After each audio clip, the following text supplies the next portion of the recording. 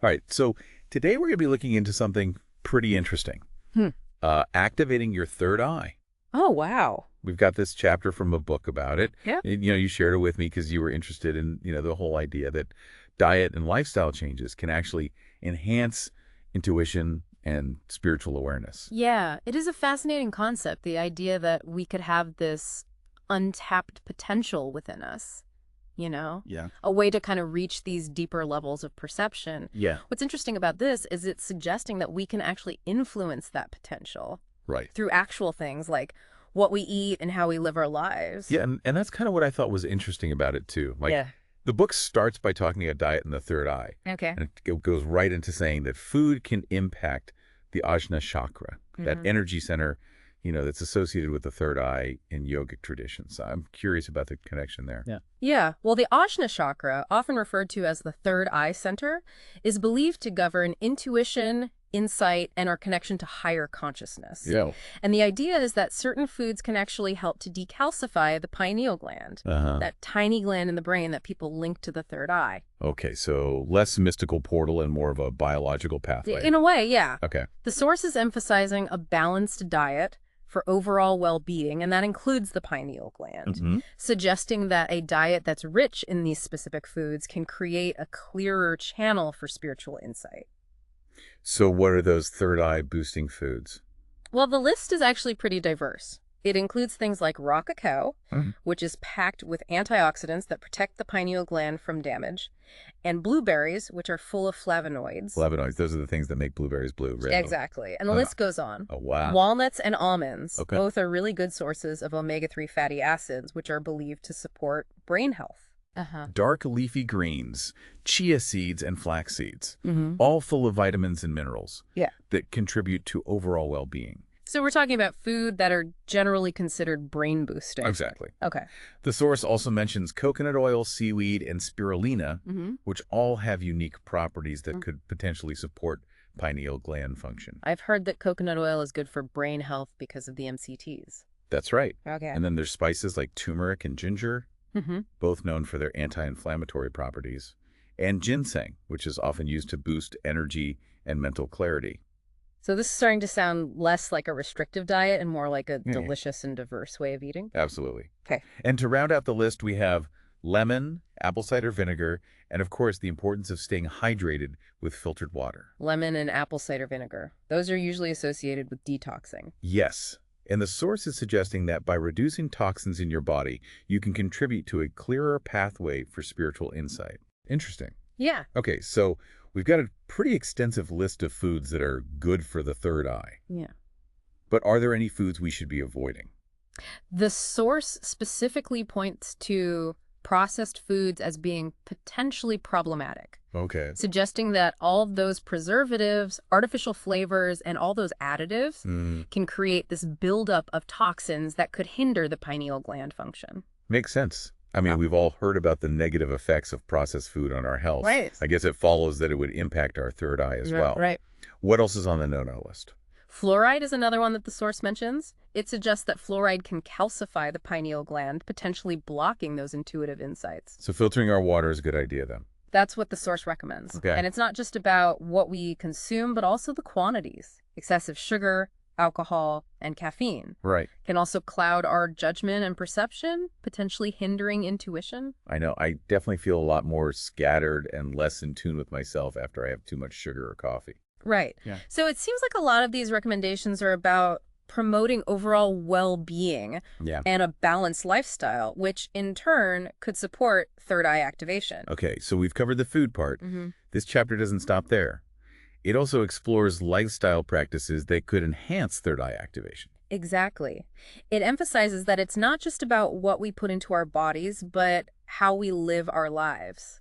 Our thoughts, our actions, our daily habits all contribute to our overall energy and awareness. So where do we start with these lifestyle practices? I'm guessing meditation's on the list? You guessed it. Okay. Meditation is a central theme in the source material, but it goes beyond just the general concept of meditation. Right. It dives into specific techniques that are believed to be particularly effective for activating the third eye. Okay, what kind of meditation practices are we talking about? One technique it highlights is called Chataka, which involves gazing steadily at a candle flame. Jataka. I've never heard of that one. It's a yogic practice that's said to enhance concentration and stimulate the third eye by strengthening our ability to focus and develop inner vision.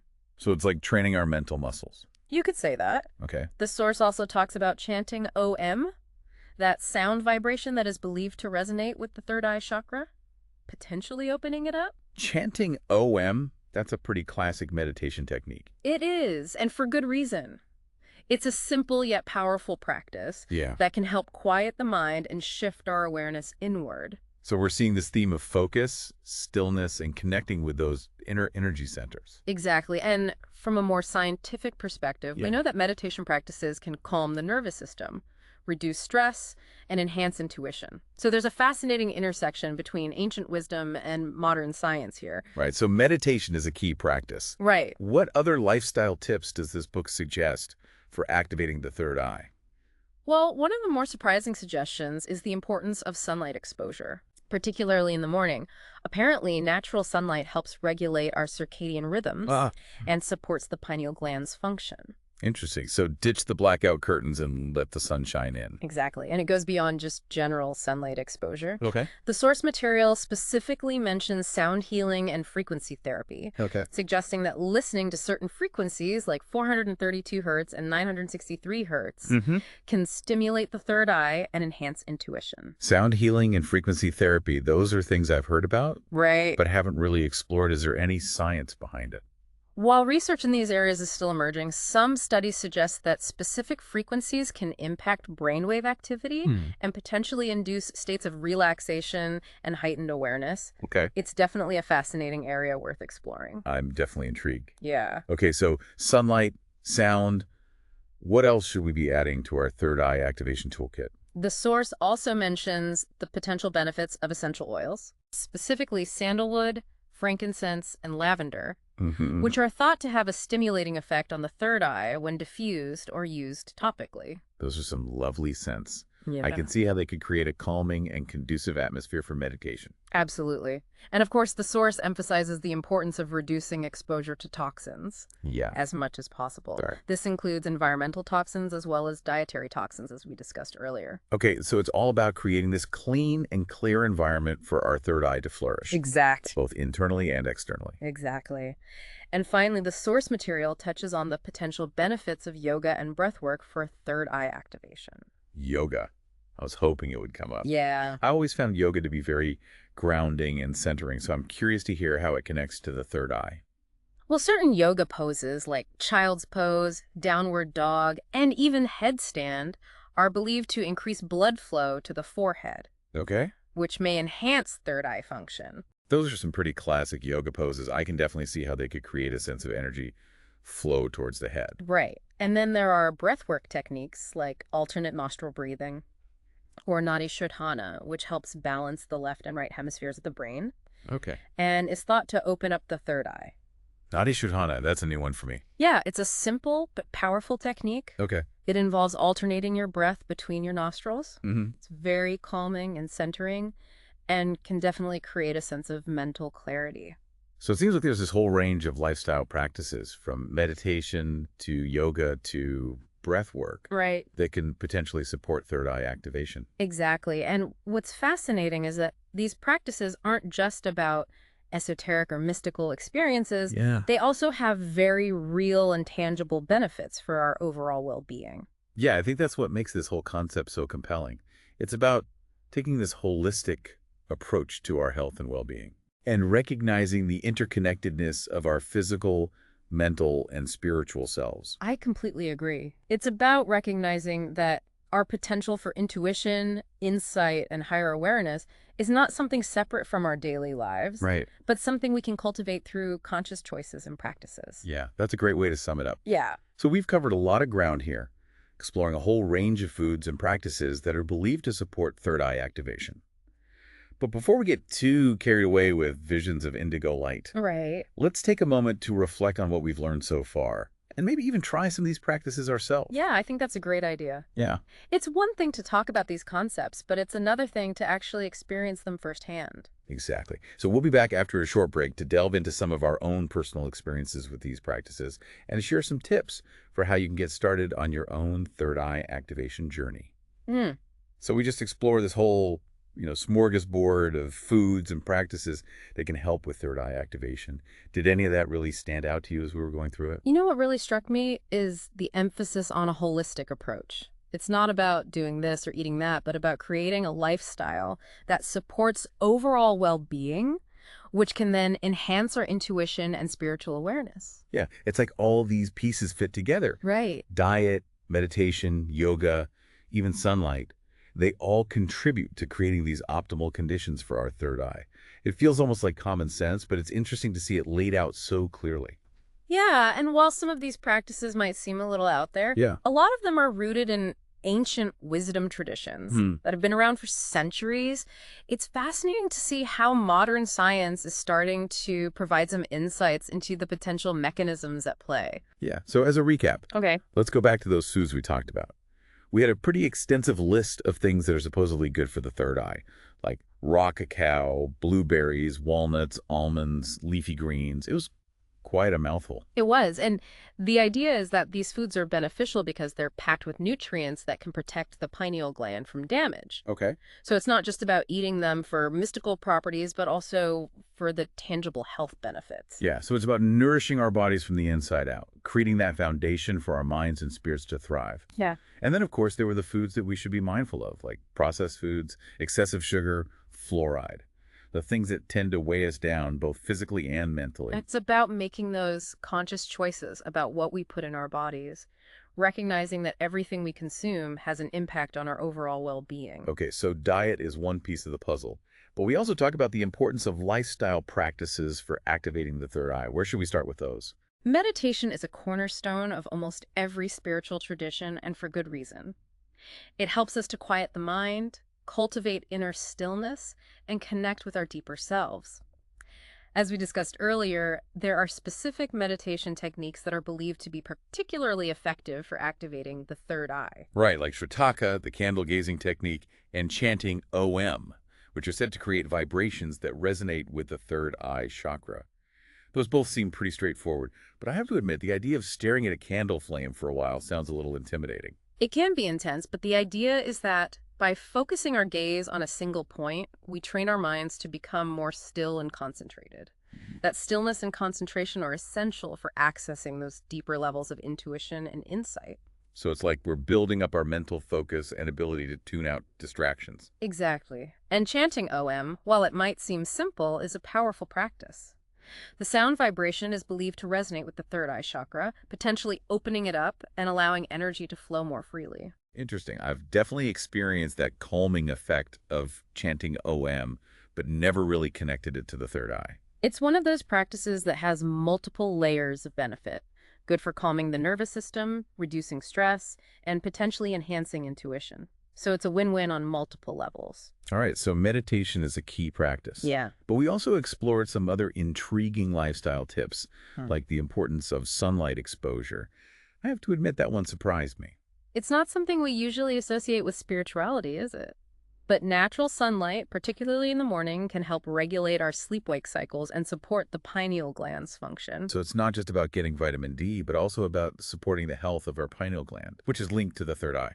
Exactly. And it makes sense. We are creatures of nature, and our bodies are designed to respond to natural rhythms and cycles, including the cycle of light and dark. Right, it's like we're reconnecting with those natural rhythms. And speaking of natural rhythms, we also talked about sound healing and frequency therapy, using specific sound frequencies to promote healing and well-being. And the source mentions listening to frequencies like 432 hertz and 963 hertz, Okay. which are believed to resonate with the third eye and enhance intuition. I'm a little skeptical about this one. Is there any scientific evidence to support these claims? While research on sound healing and frequency therapy is still in its early stages, some studies are suggesting that certain frequencies can impact brainwave activity, induce states of relaxation, focus, and heightened awareness. So while we may not fully understand the mechanisms at play, there's definitely something intriguing happening. Interesting. So it's not just about the placebo effect. Right. There might be some physiological changes happening. That seems to be the case, at least based on the current research. Okay. And anecdotally, many people report feeling relaxed, centered, and intuitive after listening to these frequencies. I might have to try it. Okay, so sunlight and sound. What other tools should we be adding to our third eye activation toolkit? The source mentions aromatherapy, using essential oils like sandalwood, frankincense, and lavender. Mm-hmm. These oils have been used for centuries in spiritual practices and can have a calming and uplifting effect on the mind and spirit. I'm a big fan of essential oils. I love diffusing them in my home. Do they specifically target the third eye? According to the source, these particular oils are thought to stimulate the third eye and enhance intuition when inhaled or diffused. Okay. They're often used in meditation to help create a more conducive environment for inner exploration. Makes sense. I can see how certain scents could help to shift our mood Right. and create a more receptive state of mind. Okay, so aromatherapy. What else is on the list? The source emphasizes the importance of reducing our exposure to toxins, both environmental and dietary, as we said earlier. Okay. It suggests that when our bodies are overloaded with toxins, it creates mental fog and blocks those intuitive insights. Right, so it's all about creating a clean and clear environment for our third eye to flourish, both internally and externally. Exactly. And finally, the source material touches on the potential benefits of yoga and breathwork for third eye activation. Yes. I was hoping it would come up. Yeah. I've always found yoga to be very grounding and centering, so I'm curious to hear how it connects to the third eye. Certain yoga poses like child's pose, downward dog, and even headstand are believed to increase blood flow to the forehead, Yeah. which may enhance third eye function. Those are some pretty classic yoga poses. Yeah. I could definitely see how they could create a sense of energy flow towards the head. Right. And then there are breathwork techniques like alternate nostril breathing or Nadi Shodhana, which helps balance the left and right hemispheres of the brain and is thought to open up the third eye. Nadi Shodhana. That's a new one for me. It sounds intriguing. It is. It's a simple technique that involves alternating your breath between your nostrils. Okay. It's very calming and centering and can definitely create a sense of mental clarity. So it seems like there's a whole range of lifestyle practices, from meditation to yoga to breath work, Yeah. that could potentially support third eye activation. Exactly. And what's fascinating is that these practices aren't just about esoteric or mystical experiences. They have tangible benefits for our overall well-being. I think that's what makes this whole concept so compelling. It's about taking a holistic approach to our health and well-being, recognizing the interconnectedness of our physical, mental, and spiritual selves. I completely agree. It's about recognizing that our potential for intuition, insight, and higher awareness is not something separate from our daily lives, but something that we can cultivate through conscious choices and practices. I think you've perfectly summed up what we've covered so far. Now let's move on to explore some final thoughts and a thought-provoking question to leave our listener pondering. So we've covered a lot of ground in this deep dive, exploring this idea of third eye activation. We have. Now that we've had some time to, digest all this, Yeah. what are your main takeaways? What do you think is important for our listener to really consider?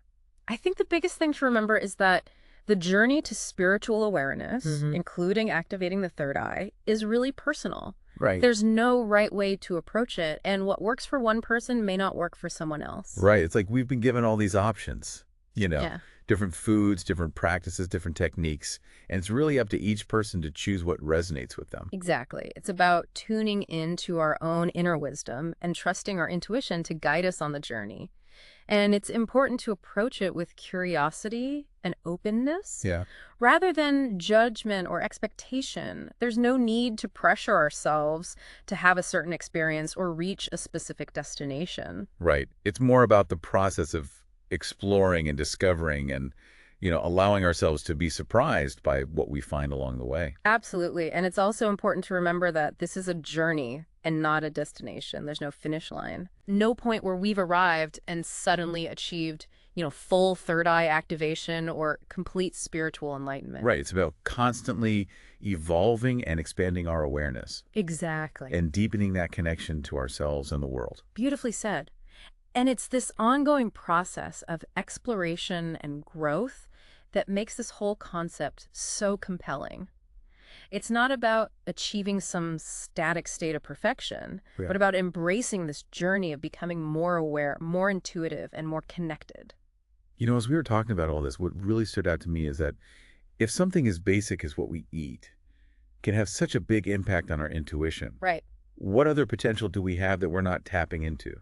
That's a great question. Yeah. It really speaks to the limitless possibilities that exist within each of us when we start paying attention to that connection between our physical, mental, and spiritual Yeah, it's selves. like we're barely scratching the surface. It's Yeah. possible. Yeah. If we can influence something like our intuition through choices and practices, what else could we be capable of? I think that's the perfect note to end on. A note of possibility, potential, and that invitation to embark on our own personal journeys of self-discovery. Yeah, so to all our listeners out there, we encourage you to take what resonates with you from this deep dive and start experimenting. Explore the practices that call to you. Nourish your body with good foods and trust your intuition. Who Yeah. knows what might be waiting for you? Until next time, may your journeys be filled with wonder, clarity, and the boundless potential of an open mind and heart.